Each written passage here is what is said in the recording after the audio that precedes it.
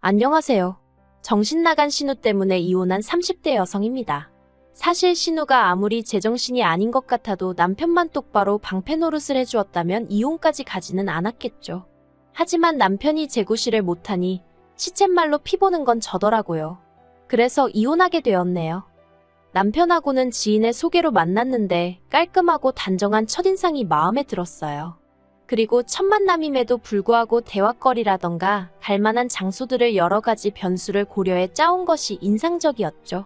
제가 구두를 신고 올지 운동화를 신고 올지 몰라서 각각 코스를 짜왔다는데 뭔가 저를 되게 위해주는 느낌이라 좀 감동적이기도 하고 고맙기도 했고요. 아무튼 그렇게 첫 만남부터 좋은 인상을 받았기에 애프터가 들어왔을 때도 거절하지 않았고 이후로 몇 번의 만남을 더 갖다가 진지하게 연애를 시작했어요. 그리고 연애한 지 2년 만에 남편에게 프로포즈를 받고 정식으로 부부의 연을 맺었습니다. 남편은 일남일녀 중 차남이지만 위로 있는 신우하고는 나이 차이가 꽤 나요. 듣기로는 어머님 아버님은 신우 하나만 낳아서 잘 기르자였고 그래서 아버님이 묶는 수술이라고 하죠. 그 수술까지 받으셨는데 10년 만에 어머님이 임신을 하셨다나요. 그리고 어쨌든 계획에는 없었지만 그렇다고 생긴 아이를 어떻게 지우냐 하여 결국 어머님 나이 40에 출산을 하게 되셨는데 그게 바로 저희 남편이었습니다. 그래서 그런가 신우가 남편을 어지간히 애다루듯 했고 남편보다 어린 저에게는 어휴 말해 뭐하겠어요. 매사 정말이지. 사사건건 간섭하고 참견하고 환장하겠더라고요. 처음에 결혼 이야기가 오가던 당시 시댁에서 집을 해주겠다고 하대요. 그리고 이 약속을 믿은 저희 친정에서는 본격적으로 결혼 준비를 해나가는 과정에서 제법 큰 금액의 현찰 예단을 건넸는데 이후로 황당한 이야기를 듣게 되었어요. 어머님 아버님이 집을 해주신다는 게 현찰로 1억을 해주시고 나머지는 대출을 받아주신다는 얘기였단걸요. 그리고 그 대출은 당연히 저희가 갚는 거였고요. 글쎄 뭐랄까. 의도적으로 저를 속이신 건 아니라고 믿고 싶지만 어쨌든 저로서는 제 어리석음과 순진함을 탓하면서도 한편으론 야속한 마음이 들더라고요. 물론 그래도 여전히 남편이 저보다 많이 해왔고 그렇기에 이러쿵저러쿵 한마디도 입 밖으로 꺼내진 않았습니다. 그런데 이 과정에 있어서 정작 시부모님은 나름대로 민망해하시는 기색이 있었는데 신우가 그렇게 야단인 거예요. 어디 나가서 물어봐라. 자기 부모님 그러니까 시부모님 마냥 떡하니 현찰 1억을 내주는 시댁이 흔치 않다. 넌 참 복받은 거다. 막말로 자기가 돈 1,000원 보태주는 것도 아니면서 왜 자기가 공치사를 하는지 참으로 황당하기도 하고 우습기도 하고. 그리고 사실 이런 일에만 신우가 나대는 게 아니었어요.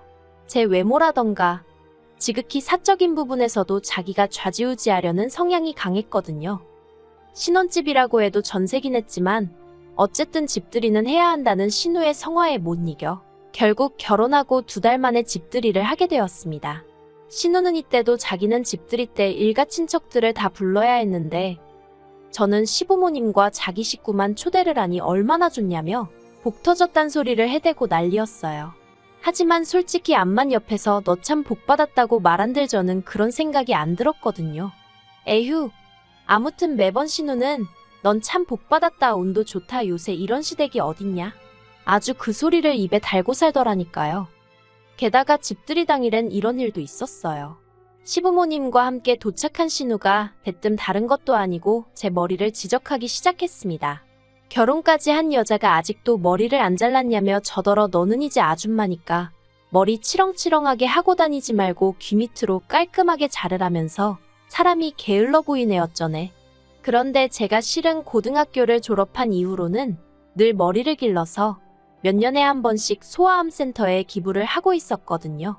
그래서 신우가 자르란다고 내내 자를게요 할 상황이 아니었지요. 신우 성격에 내 자를게요 해놓고 안 자르면 그걸로 또 잔소리를 어지간히 해댈 게 뻔하기도 했고요. 하지만 그렇다고 제 입으로 기부를 하려고 기르는 중이에요 하려니 뭔가 낯뜨겁고 그래서 적당히 웃으며 앞으론 깔끔하게 틀어올릴게요.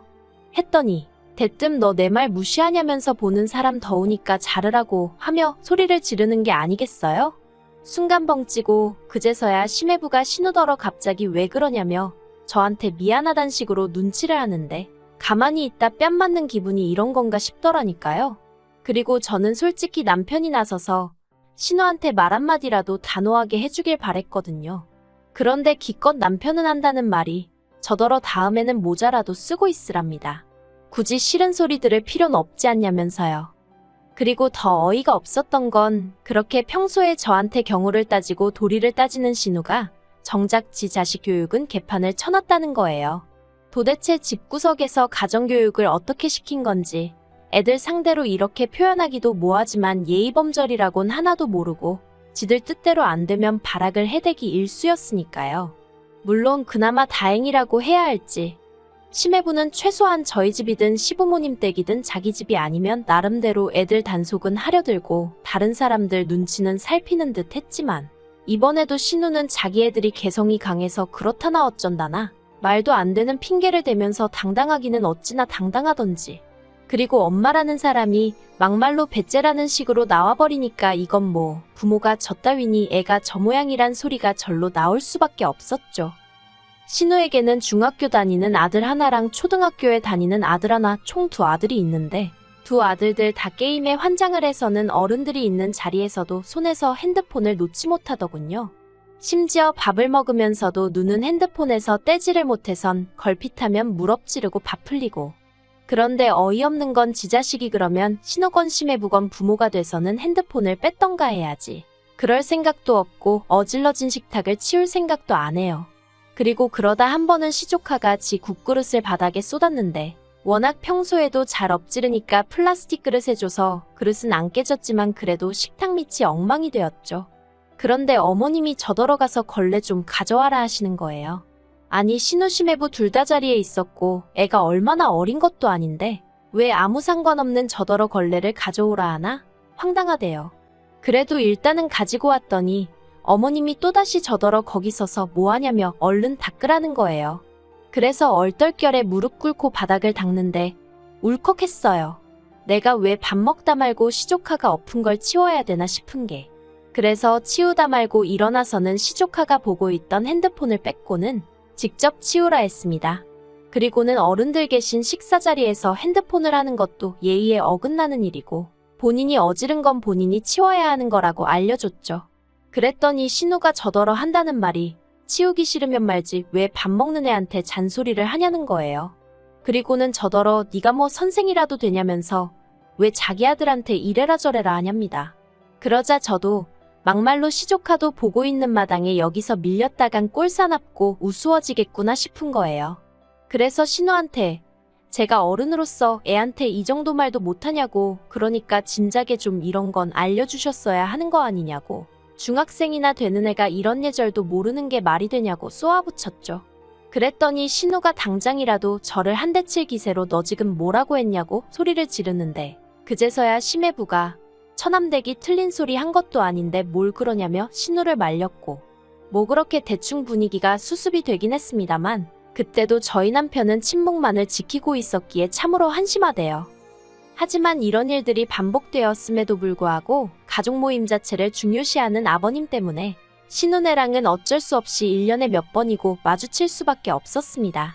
그리고 그럴 때마다 저는 정말 돌을 닦는 심정으로 신우네 식구들을 상대하곤 했죠. 하지만 결국 지렁이도 밟으면 꿈틀한다는 말처럼 저도 더는 참을 수 없어서 폭발하고 말았으니 그건 결국 신우의 오지랖 때문이었어요. 이 일로 이혼을 하게 된 것도 사실이고요. 사실 제가 남편과 결혼하던 당시 시부모님께서 말씀하시기를 재산은 없다고 하셨어요. 남편 말로는 어머님이 젊어서 재산 문제로 어지간히 큰어머님께 같은 며느리 입장임에도 불구하고 시달리셨는데 며느리한테 차마 그 꼴을 보여줄 순 없다며 아들이 장가가면 더는 큰 집에 안 가시겠다고 선포를 하셨다고 했거든요. 그래서 결혼 전부터 결혼하고 나면 명절 때 시댁에서 하루, 친정에서 하루 이렇게 보내기로 했었고 실제로 처음 2, 3년은 그렇게 보냈어요. 그런데 작년 추석부터 자꾸만 아버님이 다시 어머님도 그렇고 저희 부부도 그렇고 큰 집에 가서 인사도 드리고 제사도 돕고 그랬으면 좋겠다는 식으로 말씀을 하시는 거예요.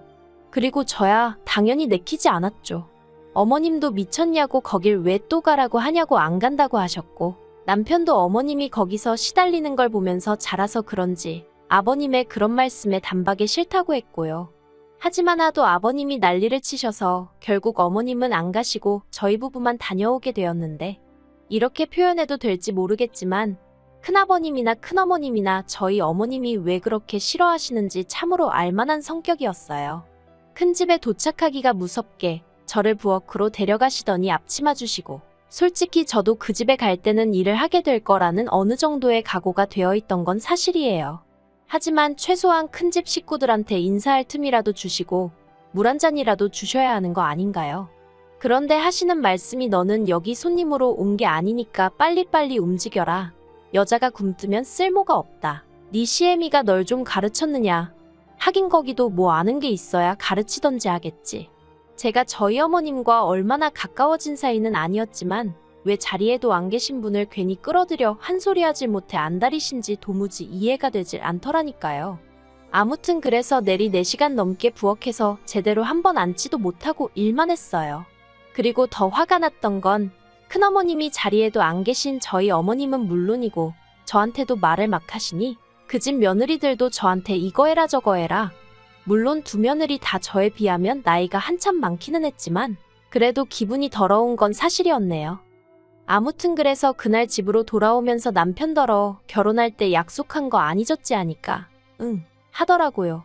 그래서 나 이제 큰 집에 안 가겠다 했습니다.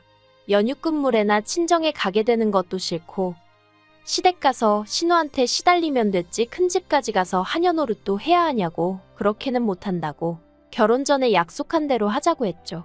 그랬더니 남편도 더는 가타부타 말은 안 하고 알겠다고 하대요. 그리고 실제로 지난 설에는 큰 집에 가라는 아버님의 말씀에 싫다하고 친정에 갔어요. 참고로 친정은 거리상 멀기도 멀어서 1년에 시댁에 10번 간다 치면 친정엔 명절을 포함해 2~3번 가는 게 전부였습니다. 아무튼 저희가 큰 집에 안 갔더니 아버님은 큰 집에 당신 체면이 안 선다고 죽어도 가기 싫다고 눈물까지 보이시는 어머님을 저희를 대신하여 기어이 끌고 가셨던 모양입니다. 그리고 그렇게 가신 어머님은 큰어머님의 며느리들하고 같이 제사 준비를 하셨다대요. 뿐만 아니라 그 와중에 큰어머님이 당신 아들들이 갈비를 좋아한다며 그걸 저희 어머님한테 하라고 시켜서 뜬금없이 갈비까지 사다가 재워놓고 오셨다는데, 그러니 결국 그 화가 전부 다 아버님한테 향하는 건 어찌 보면 당연한 일이었고 그래서 두 분이 이혼하네만의 소리까지 나왔었거든요. 그런데 지난 어머님 생신 때 가족 모임에서 만난 신우가 다가올 추석은 어떻게 할 거냐며 이런저런 얘기를 하다가 갑자기 지난 설날에 있었던 일이 특히나 저 때문이란 식으로 얘기를 하대요. 신우가 한다는 말이 제가 착한 남편을 꼬셔서 큰 집에 안 가고 친정에 가는 바람에 어머님이 큰 집에 가게 된 거 아니냐며 저희만 고분고분 큰 집에 갔다 왔으면 그럴 일이 있었겠냐고요. 어이가 없어서 신우더러 그렇게 어머님이 큰어머님한테 당하는 동안 도대체 아버님도 그렇고 자식들은 다 뭐하고 있었냐고 물었어요. 특히 신우더러 그렇게 어머님이 안타까우면 같이 가서 좀 도와주시지. 형님은 왜 큰 집에 안 가냐고 그랬죠.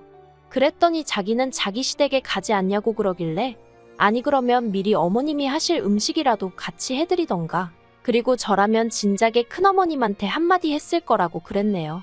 그리고는 아버님한테도 그렇게 와이프가 고생을 하는데 그걸 이날이 때까지 지켜보고만 계신 것도 부족해 이제 며느리까지 그렇게 만드실 생각이시냐고 물었죠. 그리고 사실 남편도 할 말이 뭐가 있어요? 자기도 자식인데 자기 어머니가 그렇게 고생한다 싶으면 아무리 상대가 어른이어도 어머님 편 좀 들어드렸어야지. 아무튼 그러면서 제가 앞으로는 어머님이 일하시는 게 싫으시면 형님이 가서 미리 하고 오세요 그랬습니다. 남편한테도 아니면 당신이라도 좀 가서 어머님 옆에서 도와드리라고. 나는 생판남이니까 얘기할 것도 없다면서요. 그랬더니 이제 신우가 난리가 났죠. 며느리가 돼서는 자기 아버지가 그러니까 아버님이 큰 집에 가자 하면 가면 되는 거지 뭐가 그렇게 말이 많냐면서 돌아오는 추석에는 무조건 가라 나왔저라나. 그리고 저는 저대로 그런 신우의 태도가 너무 불쾌하고 화가 나서 신우더러 그쪽이나 똑바로 하고 살라고 나는 알아서 잘하니까 신경 끄라고 해버렸고요. 그리고는 자리를 박차고 일어나는데 그때 신우가 달려들어서는 제 멱살을 잡더니 너 지금 나한테 그쪽이라고 그랬냐면서 가만두네 안 두네 난리가 났네요. 그런데 저도 결혼 전에 몇 년 동안 취미로 유도며 주짓수며 여러 가지를 배웠거든요. 그래서 저도 모르게 그만 제 멱살을 잡고 있던 신우를 비틀어 뒤로 넘겨뜨렸어요. 그랬더니 시부모님이 저더러 미쳤냐고 어디 신우를 잡아뜨리냐면서 순식간에 집안이 아수라장이 되었습니다. 아니, 신우가 제 멱살 잡을 땐 가만히 계시던 분들이 참 너무한다 싶대요. 그래서 그냥 엎어져서 울고 있는 신우랑 그 신우 달래면서 저한테 욕을 해대는 시부모님들을 뒤로하고 먼저 시댁 현관문을 나섰습니다.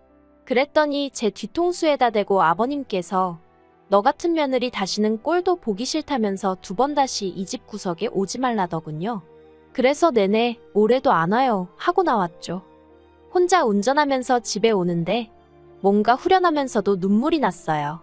이유가 뭘까 생각을 해보니 또 아무 액션도 취하지 않고 어정쩡하게 서서 저만 바라보고 있던 남편 때문이란 걸 깨닫게 되었죠. 다정하고 상냥해서 이 사람하고는 평생 다툴 일 없이 오손도손 알콩달콩 살겠구나 싶었는데 생각해보니까 저한테만 그런 게 아니다 보니 남자가 돼서는 뭐 하나 제대로 결단을 내려주는 법이 없단 걸 느꼈고 더는 이런 인간하고는 못 살겠구나를 깨달았네요. 그래서 결국 남편더러 이혼하자 했고 이번에도 남편은 아무것도 하지 않았어요. 그저 미안하다 알겠다 그 말만 할 뿐이었죠. 그런데 황당하게도 이혼 서류 접수하고 그 이야기가 신우 귀에도 들어갔는지 신우에게 연락이 왔습니다. 그리고 신우가 한다는 말이 제가 자기에게 한 모든 걸 용서할 테니 자기는 저에게 바라는 게 없다며 그저 어머님 아버님에게 상냥한 며느리가 되어줬으면 한다고. 그러니 이혼은 하지 말고 내 동생이랑 잘 살아봐. 솔직히 올케한테 내 동생 정도면 분에 넘치고 올케 진짜 복 받은 거라니까 라는 헛소리를 또 하대요. 미친 복 같은 소리 한다고 제대로 똥 밟은 기분이라고 했습니다. 세상에 똥 밟고도 복 받았다 하는 정신 나간 엑스도 있느냐고 한마디 하곤 더는 전화하지 말라 했어요. 어휴, 이제 내일이면 저는 완전히 자유예요. 아싸.